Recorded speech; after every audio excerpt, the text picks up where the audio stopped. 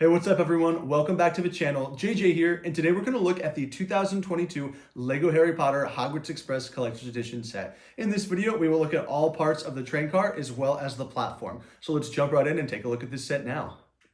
The Hogwarts Express Collector's Edition set was released in 2022. This is set 76405. It has 5,129 pieces and retailed for $499.99 in the US.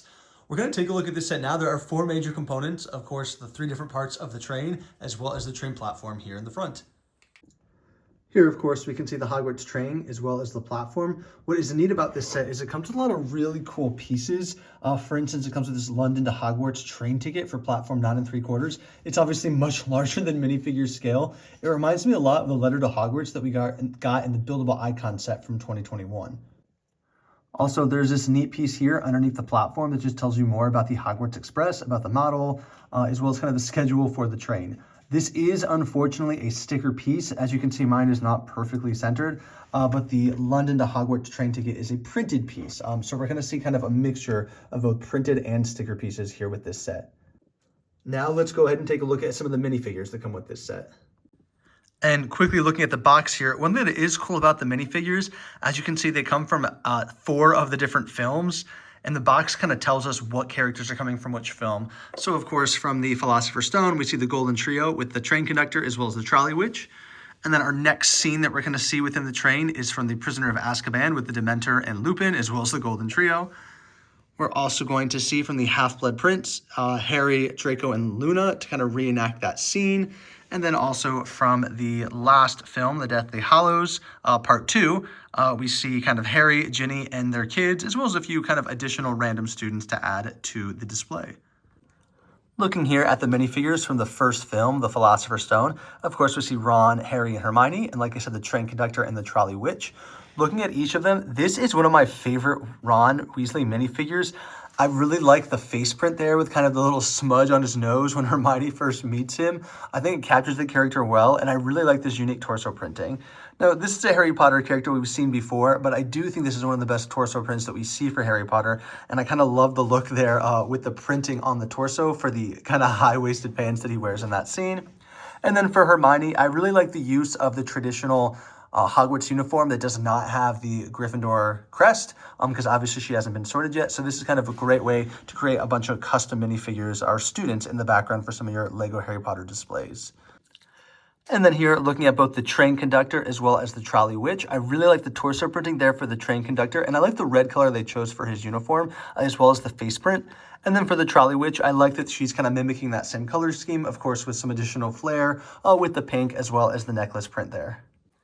Now, we've seen this character appear for the third time now, all the way on the right. That is from the earlier 2018 or 2019 Hogwarts Express.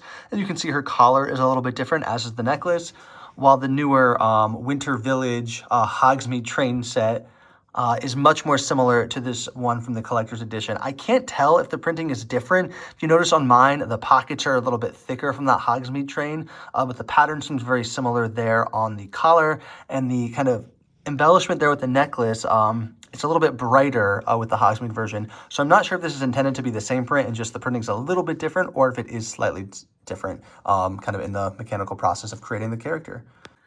Now, looking at the alternate face prints for each of the characters, I would say the trolley witch, Harry, and Hermione are all pretty basic, kind of scared or surprised faces. But once again, 10 out of 10, Ron Weasley, look at that face print. Still has the smudge on his nose, and now his mouth is full of candy or whatever other treats Harry has bought from the trolley witch.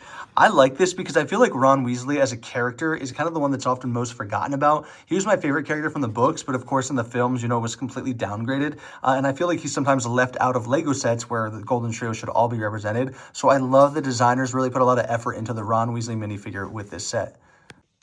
Looking next at the 5 minifigures from the Prisoner of Azkaban, of course we get the Golden Trio again, Ron, Harry, and Hermione. We also see a Dementor as well as Professor Lupin. Now, the Prisoner of Azkaban outfits are kind of some of the most used in Lego Harry Potter after the kind of traditional Hogwarts and Gryffindor kind of sweater and robe pieces. But it's really nice, again, for Ron, we kind of see a unique print here with both his sweater as well as his jacket. We have seen this sweater on Hermione a few times before, although it's always quite a little bit different. And of course, we've gotten the red shirt and blue jacket from Harry many times. I do like the use of the mid-legs, and I don't know if you can tell from the light, but Ron does have kind of brown mid-legs, which is a little bit of a change from like kind of the gray and the black we're most used to seeing. Nothing new about the Dementor, although the printing there on the torso looks really neat, and I love the face print on these Dementor pieces in general. I always like to get additional Dementors. And then here for Lupin, a really cool torso print, and you can see that kind of carries down to the legs as well, which is always nice, and I really like this face print for Professor Lupin. And then looking at the alternate face print, it's interesting that Ron, Harry, and Hermione are angry opposed to scared like we usually see. Of course, you know, this is Harry's normal face. The other one was the angry face. But I don't feel like we have a ton of those for Ron, so that kind of stands out to me. And I really like the alternate face print here for Professor Lupin. I think it looks really good and a little bit different than some of the other werewolf change pieces that we've seen for this character. And of course, from the Half-Blood prints, we see Draco, Luna, and Harry. Draco seems pretty standard. I do think I have another version of this Draco in my collection, but this is probably one of my favorite Dracos there with kind of a little Slytherin pin on his tie. Luna, of course, looks great with the Spectre specs, and I love the printing there on her legs. Do wish it carried around more, but I think it makes a great job. I like that more than the kind of cloth skirt pieces we sometimes see with this character. And Harry, really cool face print there with the broken glasses. And as much as this jacket outfit has appeared, I actually think this torso print might be unique, as kind of open with the white shirt with the red collar. It seems much different than the ones I have in my collection. And nothing too crazy about the back torso printing or the alternate facial expressions, but you can see what those look like here. And last up, we see the 7 minifigures from the Deathly Hallows Part 2. We, of course, see Harry and Ginny and their 3 kids, as well as a Hufflepuff and Ravenclaw student.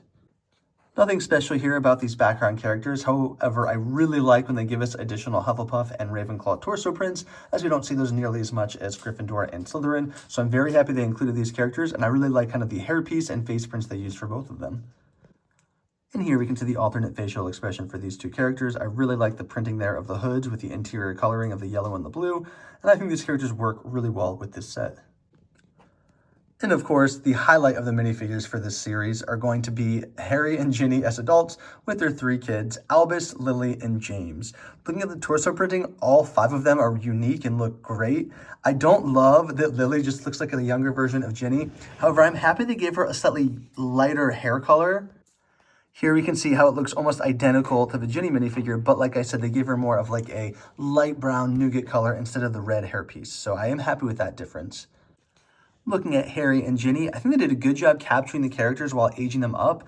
They don't look too old. They kind of look the appropriate age, and we can still tell who these characters are. I think LEGO has struggled with the Ginny minifigure a lot, and so it's surprising to me they did a better job, in my opinion, capturing her as an adult than they can in the first 2 books and films. And then here, looking at the alternate face prints, I think that Ginny face print is one of the strongest Ginny face prints we have ever gotten in LEGO form. So I might need to take that and kind of turn it into teenage Ginny as well. All right, first up, we have the older sibling. This is James Sirius Potter. I really like the hairpiece they use, kind of a little bit more mischievous and disheveled. And then that moves us to Lily Luna Potter. And then, of course, last is going to be Albus Severus Potter. I didn't love the naming conventions that J.K. Rowling used when naming these characters. I recognize paying tribute to, different characters throughout the series, but it was a lot. A lot of tributes being paid with their names. While I do like the torso print for each of these characters, I do think all of their faces just seem a bit too bland and blank. Again, I think James's face is the best, but the other 2 just feel like very generic Lego City kid faces, and, fall a little bit flat for me. And I would say the same for the alternate facial expressions as well, though I do like that their outfits have back torso printing. All in all, these characters are a great addition. We're probably never going to see them again, so I was happy they included them here with this set. Now that we have finished looking at the minifigures, we're going to take a look here at the platform. This is actually one of my favorite parts of the set. I have a lot of Hogwarts Express trains, but having this detailed platform is something that's completely new for my collection. Here above this main archway, we can see a quote from Albus Severus Potter, "Dad, what if I'm put in Slytherin?" And there are actually going to be various quote pieces throughout the train that we're going to take a look at as well, but that's going to allow you to display the scene underneath the quote. So this platform is really meant to display the scene from that 8th film. The platform itself is quite large and actually includes a lot of connection points that display many different minifigures. And I like how it's raised as well, so when it's placed next to the train, you can still see the minifigures. For me, I really like the archway they've used, and the build technique to kind of create this shape was really neat. When I first saw the pictures of this set, I didn't like how these two side arches weren't finished. I thought I would have preferred a kind of completed arch, but actually it works quite well and keeps it very open, which I like. Of course, looking at some of the detailing here, we of course see kind of a light, one on each side of this archway. We're also going to see the sign for 9 3/4, kind of on both sides, platform 9 3/4. And like I said, we see that sign for the Hogwarts train that we looked at earlier on the bottom of the platform. Here we see the alternate side of the platform. It's a little bit more barren, especially there at the bottom. Notice kind of these little Technic pieces. This is for you to connect it to the track, the long black track. Essentially, you look at it from the other side. So this would be the back if you were displaying it. So the track and the train is actually going to be set up behind the platform itself, which is nice so that you can display and see all of your minifigures. On this side, we don't see a lamp, but we do, again, see the 9 3/4 signs. And we have these additional, I think these are kind of like those cable car things for trains, kind of here as well at the platform. Now we will take a look at the 3 parts of the Hogwarts Express train, and we kind of look at the details and some of the different play features that are included with that part of the set. And just for size reference, on the back there, you can see the Collector's Edition Hogwarts Express, and that's going to be displayed here in the front with the newer kind of Hogsmeade Winter Village Visit station. You can see it is just much larger. A lot more details, a lot more intricacies are going to go into the build technique. So you can see they really have made a much larger set, more in minifigure scale than we saw, for instance, with these much smaller ones. Looking here at the front locomotive, of course, we can see the designers did a good job using both the red, the black, as well as some of the yellow pieces to create some additional embellishments for this design. One feature that I like that we haven't really seen in previous editions of the Hogwarts Express is you can see kind of the width of this gets fatter as it goes back along the train car. So it starts off a bit skinnier here at the front, and then you can see it increases ever so slightly until you get to the back. Looking at it here from the front, we can see some of the sticker pieces, both the number 5972 as well as the Hogwarts Express sign are both stickers. And we see additional stickers on both sides for the Hogwarts Castle, as well as again the 5972 there. One of my favorite parts of this train are the wheels. I feel like they do a really good job capturing how the wheels work on a locomotive, and we can see that here.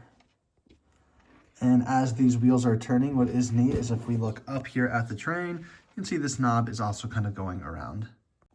Usually the builds for the Hogwarts Express are 6 studs wide. However, with the Collector's Edition version, it is 10 studs wide. So obviously we're getting a much larger train, which is what allows for so many of the details. And we can see here there is kind of a Technic round piece that's going to be utilized to connect the various train cars together. All in all, I think this is a great and fun build for the front of the Hogwarts Express. I think it does a really good job capturing the train. The wheels, as well as some of the additional features and embellishments on the side, I think really make this stand out. One thing I don't like, however, is the connection point for this Hogwarts Castle sign. It's essentially kind of just a single stud, and this is the piece that gives me the most trouble as I am moving this set. And the reason it gives me trouble, not so much that it falls off, the connection point's fine, it's that it's easy to kind of get off-centered. It just doesn't look nearly as good when you see it in those various orientations. And behind the front of the Hogwarts Express locomotive, we will look at the coal car. Similarly as the front of the car, we see this is a significantly bigger than we've seen in past sets for Lego Harry Potter. Usually it's kind of just a small build on the back. However, this feels like really its own proper set and looks quite nice. One of my favorite parts of the build is going to be the embellishment here with the yellow going kind of around the Hogwarts Railways and Hogwarts logo. Again, both of those are stickers. However, for whatever reason, the Hogwarts Railways sticker was really easy to put on. The shape was kind of nice based on the kind of larger Hogwarts emblem. So I was able to get these on straight on both sides, which I was happy with. And I really like the usage or the inclusion of this Hogwarts crest as well on the side of the Hogwarts Express. And looking here at the top, I think the designers did a really nice job kind of creating the coal pieces using the round black tiles there. As we can see, I think it just creates a little bit of volume. I wish it would have been a little higher to kind of come over the edge of the car. However, that's probably not safe or how you're supposed to do it, so it makes sense. I was thinking more, I guess, for a display piece, it would have been cool looking at it from straight on instead of the top view. Here, of course, we can see it from the back, 10 studs deep, 10 studs wide, just like the front car. And then you can see the connection point, how this connects to the first car of the Hogwarts Express. And here's the other side, which is going to connect to the third and final passenger car, which is my favorite of the builds with the Hogwarts Express Collector's Edition. Here is the passenger car of the Hogwarts Express Collector's Edition, and it is massive. For scale, here is the passenger car sizing for the non-D2C Collector's Edition version of the Hogwarts Express. As you can see, it's much smaller as it was with the other two train cars. And here you can see it's even larger than the front train car of the Hogwarts Express. And it is just longer than the train station for the Hogwarts Express set as well. And I've pushed it up there so you can see exactly how much longer it is because the angle made it look like it was the same size. Looking here at the exterior, again, I think the designers did a really nice job with kind of the yellow line that goes all the way across this passenger car. And that's a great detail that we don't see in a lot of the other Hogwarts Express builds. And there's also some really cool detailing that we see underneath here with the wheels, which I think is just really nice detailing, not necessary for the movement of the car, but I think it makes it look really nice and much more realistic for a train. Looking here at the end, of course, we'll see another door to go to another train car if you were to add additional to your collection. However, this is the end of the line in terms of this build. And we can see both sides to the other side look the same in this way. And one thing that's cool about the passenger train is we are able to remove this is going to be the back wall. And as you can see, it's the walkway for each of the different kind of carriages, sitting areas here inside the train. And if we flip it around, each of these little windows is able to kind of open up as well. And that's going to reveal one of the scenes I talked about earlier. So for this first sitting area, of course, the quote is, "Has anyone seen a toad?" from Hermione Granger. This is one of my favorite scenes from all of Lego Harry Potter. I originally read the books in like 4th grade, and I remember not at the time knowing that Hermione was going to be a main character. So for like the next several chapters when she appeared throughout the book, I just kept thinking, oh, that's the girl from the train asking about the toad. And then finally it clicked like, oh, she is going to be a main character. So she's going to be a little bit more fleshed out than just the girl from the train talking about the toad. And of course, here we see Ron and Harry enjoying all the treats Harry purchased from the Trolley Witch. Kind of a jerk move to buy all the snacks because now there's none for the other kids. But one thing that is cool is there is a light brick that kind of can light up each of these scenes. And you can see that even through the window when the wall is back up. And here you can see what I mean. I put the window back up and then we kind of light up the room a little bit. Let's actually lower the lighting and see if that helps. Oh yeah, definitely makes it stand out much stronger so you can see the scenery inside. Next up is going to be the train car that we see from the Prisoner of Azkaban with Professor Lupin taking a nap, or is he? And then Ron, Harry, and Hermione kind of all awake here talking in the train car when the Dementor appears. And again, here we can see the characters, Professor Lupin, as well as the Dementor there in the window. And like I said, there is a light brick so you can kind of show this scene off. And again, let's lower the lighting, and then we can see, you can click that light brick to reveal kind of the scene inside with the different characters. And before we move on to the final scene, I do want to point out one of my critiques of this set. These sliding doors, I think work, but they are a little flimsy with the way they slide. And with all of the clear pieces within this set, a couple of mine came with some nicks and notches, as you can see on both of these pieces, for instance. Well, I guess you can't see it as much on this one. Yeah, you can see it a little bit there. And I don't really know what Lego can do to fix that except kind of work on the packaging so these pieces don't come in contact with other Lego bricks. And here we're going to see the last scene that's going to be from the Half-Blood Prince. Notice how this train car is much more open. We're not going to have kind of the smaller train cars from the earlier ones, which makes it feel quite different, but I like it. I think it's a good change as you move down the train car. And of course, we all remember this fun scene of Draco and Harry get in an argument. Harry's kind of stuck here with broken glasses in this position, but luckily Luna Lovegood is able to find and save him. And again, looking at this scene with the lights low, we can kind of turn the light on and kind of see what is happening here in the train car. And of course, the last part of the build that came with this collector's edition version of the Hogwarts Express is going to be this train track. As you can see, it is built up. It actually stands pretty tall, about 6 studs high, which is quite impressive for a train track. And there's going to be some connection points here as well where we can kind of connect it to the platform. As you can see, it is long enough to extend to kind of all 3 of the train cars that come with this set. And here we can see it with all 3 of the parts of the Hogwarts Express kind of on top.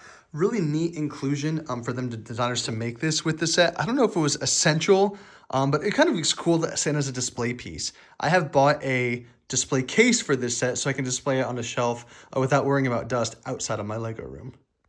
Thank you so much for tuning in. If you want to stay updated with LEGO leaks, rumors, news, and reviews, hit the subscribe button down below. Let me know what you think of this set and what D2C Collector's Edition set you're hoping to see from LEGO Harry Potter this year in 2025. I will see you all next time.